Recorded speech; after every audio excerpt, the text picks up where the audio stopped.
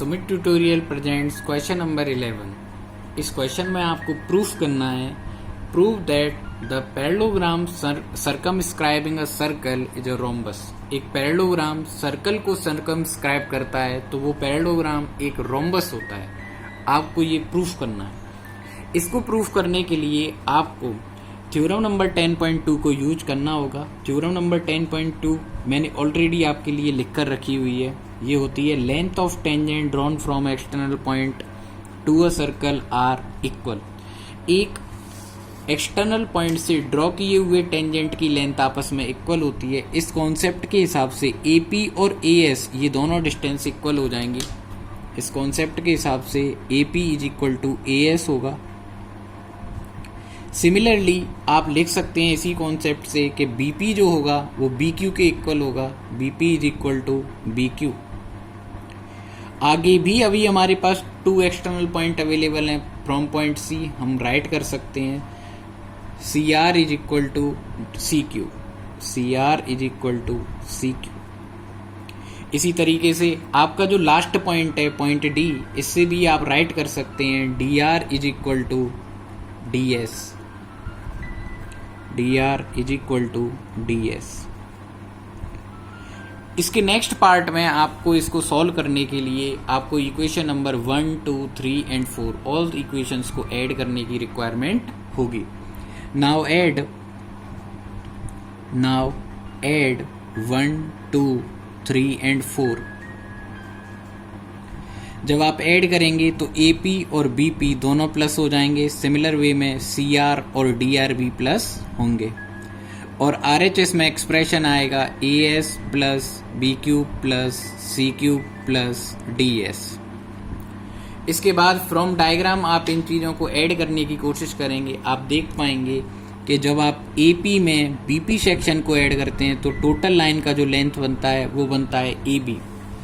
तो अब आप AP और BP को सम करने के बाद में जो आंसर लिखेंगे वो लिखेंगे AB। Similarly with the help of diagram आप CR और DR को ऐड करेंगे तो ये आ जाएगा CD। सिमिलरली आप BQ और CQ को ऐड करेंगे तो ये हो जाएगा BC और AS और DS को जब आप ऐड करेंगे तो ये हो जाएगा AD। और इस तरीके से आपकी इक्वेशन नंबर 5 ऑब्टेन हो जाएगी। इसके बाद आप एक कॉन्सेप्ट यूज करेंगे कि सिंस क्वेश्चन में बोला हुआ था कि जो ABCD है वह एक पैरेललोग्राम है और हम सब जानते हैं कि पैरेललोग्राम वह स्पेशल क्वाड्रिलेटरल है जिसकी अपोजिट साइड्स इक्वल होती हैं। That means AB is equal to CD and AD is equal to BC। Question में मुझे बोला हुआ था कि इस क्वाड्रिलेटरल को आप रोम्बस प्रूफ करिए, तो इसके लिए मैं अब इक्वेशन 5 और 6 को यूज करूंगा और CD के प्लेस पर AB राइट करूंगा और AD के प्लेस पर BC राइट करूंगा। तो जिससे ये एक्सप्रेशन जो होगा वो किस तरीके से आएगा फ्रॉम इक्वेशन नंबर 5 एंड 6। तो मेरे प्यारे बच्चों, आप CD के प्लेस पर AB राइट करेंगे तो AB में कोई चेंज नहीं होगा, AB ही रहेगा। लेकिन CD के प्लेस पर जब आप AB लिखेंगे तो AB 2 टाइम हो जाएगा।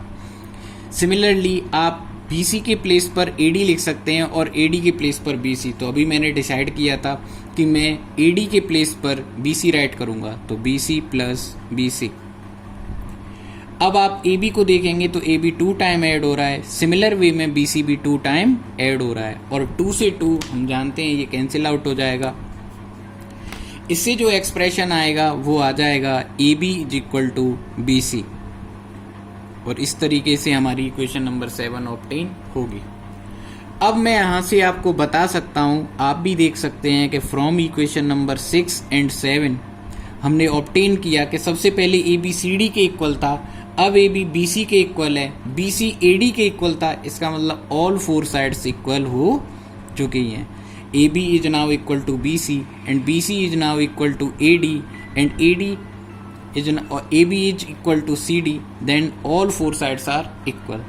अब कोई भी क्वाड्रिलेटरल जिसकी all 4 sides equal होती हैं उस क्वाड्रिलेटरल को प्यारे बच्चों हम बोलते हैं rhombus. So ABCD is now a rhombus। because its all four sides are equal.